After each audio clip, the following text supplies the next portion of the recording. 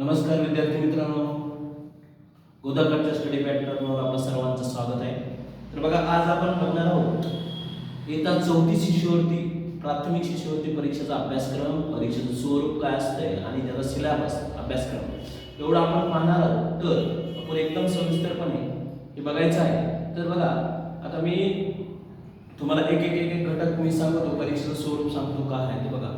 तर आता मी इकडे बघा, प्राथमिक शिष्यवृत्ती परीक्षा इयत्ता 4थी, प्राथमिक शिष्यवृत्ती परीक्षा इयत्ता 4थी, जे विद्यार्थी 3री मधून 4थी मध्ये आता प्रवेश केलेला आहे त्या विद्यार्थ्यांना ही परीक्षा आता देता येते. ओके, ही परीक्षा देता येते आणि त्याच्यासाठी आपली बॅच आपण 6 जून पासून ही बॅच चालू झालेली आहे. ओके, 6 जून पासून ही बॅच सुरुवात झालेली आहे. जरी कोणी तुमच्या ओळखीतला असेल, संपर्कातला असेल, ही बॅच ऑनलाईन आणि ऑफलाईन दोन्ही स्वरूपात उपलब्ध आहे.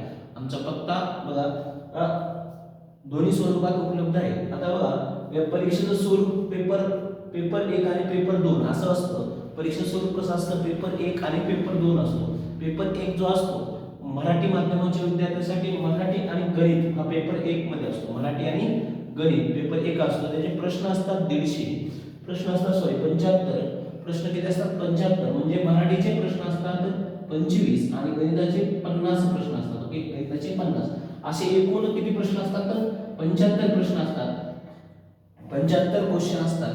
आणि 25 प्रश्न हे एक प्रश्न किती मार्काला असतो, 2 मार्काला असतो, 2 गुणांना असतो. म्हणजे टोटल किती झाली, 25 दुनी 50. ओके, आणि इथं 50 दुनी 100 म्हणजे टोटल किती मार्क झाले, 150 मार्क झाले. पेपर 1 किती मार्काचा असतो, 150 मार्काचा असतो. प्रश्न संख्या किती असते, 75 असते. आणि वेळ किती असतो, तर वेळ असतो 90 मिनिट. वेळ किती असतो, 90 मिनिट. बघा, 90 मिनिट इथपर्यंत समजलं. आता इथं असते सुट्टी. ओके, इथं सुट्टी असते थोडीशी जेवण खावण करण्यासाठी, जेवण करायचा डब्बा वगैरे.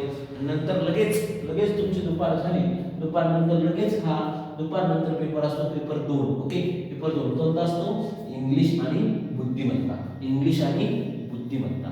बघा, इंग्लिशवर 25 क्वेश्चन येतात, म्हणजे इंग्रजीवर 25 क्वेश्चन येतात आणि बुद्धिमत्तेवर 50 क्वेश्चन येतात. म्हणजे 25 दुनी 50 आणि हे 50 दुनी 100. हे पण किती मार्काचा असतो, 150 मार्काचा असतो.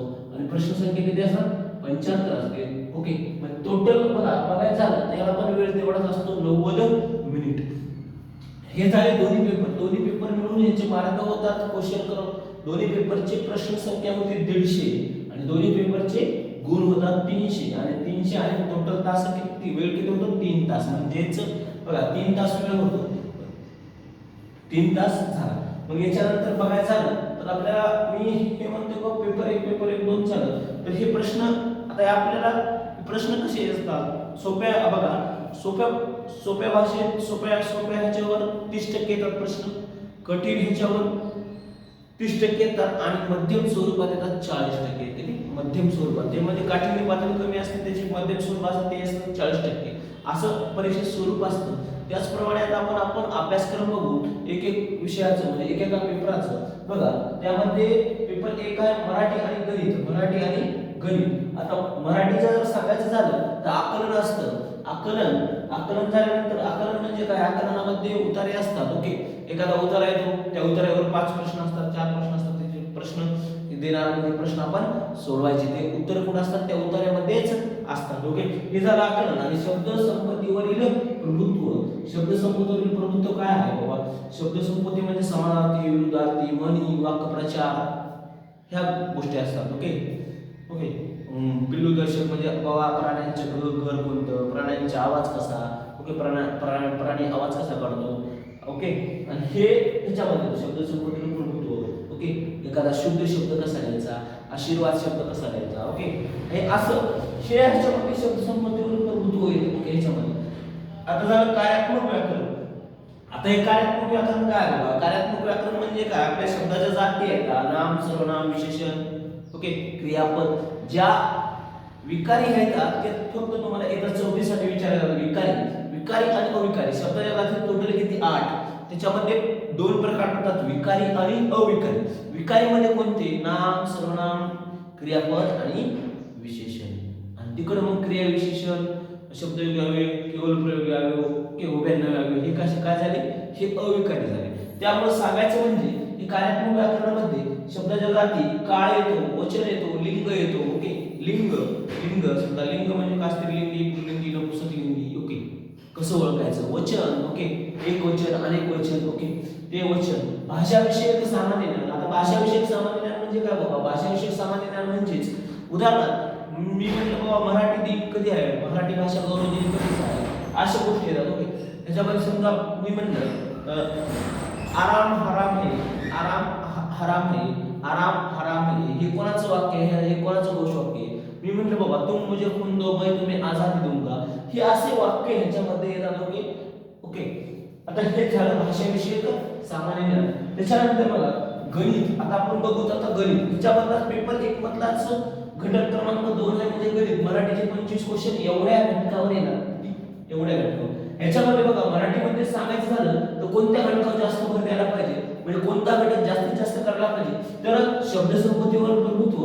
कारण की 40% विचारला जातो, त्याच्यामुळे शब्दसंपत्तीवर प्रभुत्व हे केला पाहिजे. त्याच्यानंतर कार्यात्मक व्याकरण 32% आणि भाषाविषयक ज्ञान 4% आणि आकलन 24%. म्हणजे क्रमांक 1 ला प्राधान्य, 1 ला ह्याला द्यायला पाहिजे प्राधान्य, ह्याला द्यायला पाहिजे 2 ला, आणि ह्याला 3 नंबरला प्राधान्य द्यायला पाहिजे, आणि ह्याला 4 नंबरला प्राधान्य द्यायला पाहिजे. ओके, आता बघा आता हे त्याच्यामध्ये मराठीमध्ये पाठांतराचे 2 भाग आहेत, ते म्हणजे शब्दसंपत्तीवरील प्रभुत्व आणि भाषाविषयक सामान्य ज्ञान. हे 2 घटक आपण पाठच करायचे, हे 2 घटक पाठच करून टाकायचे. हे शब्दसंपत्तीवरील प्रभुत्व आणि भाषाविषयक सामान्य ज्ञान हे घटक तुम्ही एकदम पाठच करून टाकायचे. ओके, चला तर आपण आता बोलूया गणित या विषयाकडे. गणित विषयाचे बघा 50 क्वेश्चन आहेत आणि 50 क्वेश्चन आहेत आणि ते मार्क किती आहेत, 100 क्वेश्चन आहेत. हा पण तितकाच महत्त्वाचा घटक आहे. बघा आता मी म्हणलं याच्यामध्ये संख्याज्ञान म्हणजे काय बाबा नेमकं. संख्याज्ञान म्हणजे संख्यांचे प्रकार बाबा. संख्याज्ञान म्हणजे नैसर्गिक संख्या, पूर्ण संख्या, पूर्णांक संख्या, ओके, समसंख्या, विषम संख्या, मूळ संख्या, त्रिकोणी संख्या, हे संख्याज्ञानामध्ये येत असते. ओके, आता आणि परिमेय संख्या, अपरिमेय संख्या हे संख्याज्ञानामध्ये विचारले जातात. ओके, स्थानिक किंमत, ओके, विस्तारित रूप, किमतीचं विस्तारित रूप काय, ओके, हे याच्यामध्ये येतं. ओके, विस्तारित रूप, कशी संख्या कशी वाचायची, ओके, संख्या दिली एखादी संख्या कशी वाचायची, ती कशी लिहायची, हे संख्याज्ञानामध्ये येतं. आता हे पुढचा घटक म्हणजे संख्यावरील क्रिया. म्हणजे संख्यावरील क्रिया बघा, संख्यावरील क्रिया म्हणजे कोणत्या असतात तुम्हाला माहिती आहे. संख्यावरील क्रिया म्हणजे बेरीज झालं, वजाबाकी झालं, गुणाकार झालं, भागाकार झालं, हे झालं बेरीजवरील क्रिया. या 4 क्रिया याच्यामध्ये गुणाकार असो, भागाकार असो, वजाबाकी असो, बेरीज असो, हे इथं असतं. ह्या घटकावर देखील तुम्हाला प्रश्न विचारले जातात. त्याच्यानंतर हा अपूर्णांक. अपूर्णांकामध्ये बघा, अपूर्णांकामध्ये व्यवहारी अपूर्णांक आणि दशांश अपूर्णांक. पण व्यवहारी अपूर्णांकावर जास्तीत जास्त प्रश्न चौथी स्कॉलरशिपला असतात. ओके, बघा ह्याच्यामध्ये पूर्णांकयुक्त अपूर्णांक हे देखील तुम्हाला म्हणजेच अपूर्णांक बघा छेद समान असताना, छेद समान नसताना अपूर्णांक, हे अपूर्णांकाच्या घटकामध्ये हे विस्तारित तुम्हाला सांगितलं जाईल. पुन्हा मापन आणि महत्त्वमापन. मापन आणि महत्त्वमापन काय आहे नेमकं? मापन म्हणजे काय? मापन मध्ये बघा, मापन मध्ये सांगायचं झालं तर मापन महत्त्वमापन, एखादा पेज, एखादा दस्ता आहे. दस्ता किती बाबा, एका दस्त्यामध्ये किती कागद, ओके, एका दस्त्यामध्ये एक डझन म्हणजे किती केळी, 1 डझन म्हणजे किती केळी, ओके, म्हणजे असं. ओके, याच्यामध्ये हे डझन वगैरे, ग्रॅम येतं, वजन येतं, किलोग्रॅम येतं, लिटर येतं, मीटर येतं, हे कशामध्ये येतं? मापन आणि महत्त्वमापन मध्ये येतं. ओके, त्याच्यानंतर आला आकृतिबंध. आकृतिबंध मध्ये एखादी आकृती दिली जाते त्यावर आकृतिबंधावर पण प्रश्न असतात. त्याच्यानंतर बघा, त्याच्यानंतर आहे भूमिती. भूमितीमध्ये काय?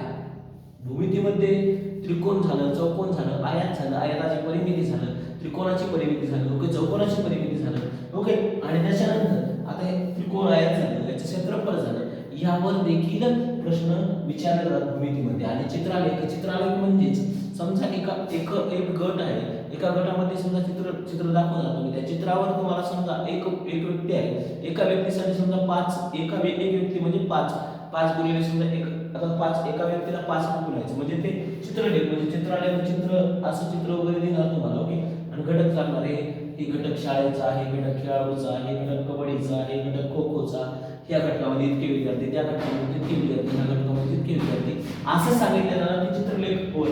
आणि चित्रलेखावर पण किती प्रश्न असतात? 3 ते 4 प्रश्न असणार आहे चित्रलेखावर देखील. तर बघा इथं आपला पेपर 1 क्रमांक एक्सप्लेनेशन झालेला आहे, एकदम व्यवस्थित मी सांगितलेलं आहे. तर बघा परत पेपर सांगतो. पेपर 1 किती मार्काचा असतो? पेपर 1 मध्ये प्रश्न किती असतात? 75 प्रश्न असतात आणि गुण किती भेटतात? 150 आणि वेळ किती असतो? 90 मिनिट. तर आपण एकदम सविस्तरपणे अभ्यासक्रम आपण एक्सप्लेनेशन केलेला आहे. तर आता बघूत आपण पेपर 2 काय आहे. पेपर 2 आहे. पेपर 2 मध्ये बघा पेपर 2 मध्ये इंग्रजी आणि बुद्धिमत्ता म्हणजे इंग्लिश आणि बुद्धिमत्ता. इंग्रजीचे क्वेश्चन येतात 25 दोन्ही 50 म्हणजे गुण किती भेटणार? 50. तर बघा आता इंग्लिश मध्ये काय आहे? Letter of the alphabet. लेटरचा अल्फाबेट कसा असते? लेटरचं प्रोनाउन्सिएशन कसं असते? समजा हे अ आहे, समजा हे ए आहे तर अ म्हणायचं, समजा बी आहे तर अ म्हणायचं. हे प्रोनाउन्सिएशन या अल्फाबेट मध्ये येतात. व्होकॅब्युलरी मध्ये काय म्हणजे synonym, antonyms, okay, proverbs, okay, phrases हे व्होकॅब्युलरी मध्ये विचारलं जातं. आता पंक्च्युएशन मार्क म्हणजे काय? एक्सक्लेमेटरी मार्क, ओके, हे क्वेश्चन मार्क, हे जे आहे कॉमा, ओके, हे ह्याच्यामध्ये पंक्च्युएशन मार्क मध्ये, ओके. चला तर पुढे बघू आपण आता न्यूमेरिकल इन्फॉर्मेशन. न्यूमेरिकल इन्फॉर्मेशन म्हणजे काय? फर्स्ट, सेकंड, थर्ड हे झालं न्यूमेरिकल, ओके. हे म्हणजे numerical number series, okay, number, okay, हे न्यूमेरिकल इन्फॉर्मेशन. आणि creative thinking, stock expressions, okay, आणि स्टॉक ग्रामर मध्ये तुम्हाला विचारलं जाणार टेन्स वर प्रश्न विचारला जाणार, ओके.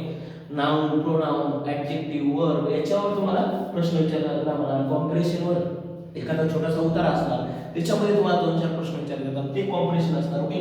असे ह्याचे प्रश्न क्वेश्चन येणार, 25 क्वेश्चन येणार, ओके. चला तर मग आता आपण बघू पेपर 1 मधलं इंग्लिशचे किती प्रश्न झाले? 25 आणि 25 प्रश्नांचा सिलेबस झाला, ओके. त्याच्यानंतर बघू आता बुद्धिमत्तेमध्ये काय आहे बघा. बुद्धिमत्तेमध्ये पहिला घटक आहे आकलन, वर्गीकरण. आकलन मध्ये काय असतं? आकलन म्हणजे तुमची मुळाक्षर असतात, ती 12 आकडे असते. मुळाक्षर असतात अ, आ, इ, उ. हे जे असतं ते आकलनावर हे प्रश्न असतात ह्याच्यावर. आणि वर्गीकरण कसं? समसंबंध लावणे. समसंबंध म्हणजे ह्याचा संबंध त्याच्याशी काय हवा, ओके, ह्याचा संबंध त्याच्याशी काय हवा, ओके. जर मी काय म्हणतो विद्यार्थी असेल तर शाळा आली, ओके, विद्यार्थी असेल तर शाळा आली, विद्यार्थी असेल तर शाळा आली असा प्रश्न असणार. विद्यार्थी असले तर शाळा आली. तर मला सांगा डॉक्टर असेल तर काय असणार? डॉक्टर असेल तर दवाखाना असणार. म्हणजे हा काय झाला? समसंबंध झाला. हा समसंबंध झाला, ओके. त्याला म्हणतात समसंबंध. त्याच्याबद्दल त्याला क्रम ओळखणे म्हणजे समजा एखादा वर्ग असते किंवा ओशम संख्या असते, समसंख्या असते, याच्यानंतर हा क्रम, त्याच्यानंतर हा क्रम, किंवा इंग्लिश मधला क्रम असेल, ओके. त्याच्यानंतर झालं गटाशी जोडणारे पद काय, ओके. त्याच्यावर पण देखील प्रश्न असतात. त्याच्यानंतर बघा जलप्रतिबिंब व आरशातील प्रतिमा. जलप्रतिबिंब म्हणजे काय? जलप्रतिमा म्हणजे जर ही प्रतिमा समजा उदाहरणार्थ ही पेन जर पाण्यामध्ये दाखवायची तर कसं असणार? ही पेन आहे, समजा ही पेन आहे, ही पेन अशी उभी आहे समजा, तर पाण्यातील प्रतिमेत कशी दिसणार? खाली जाणार, ओके. आणि समजा ही पेन आरशामध्ये समजा उदाहरणार्थ हे पुस्तक आहे, उदाहरणार्थ हे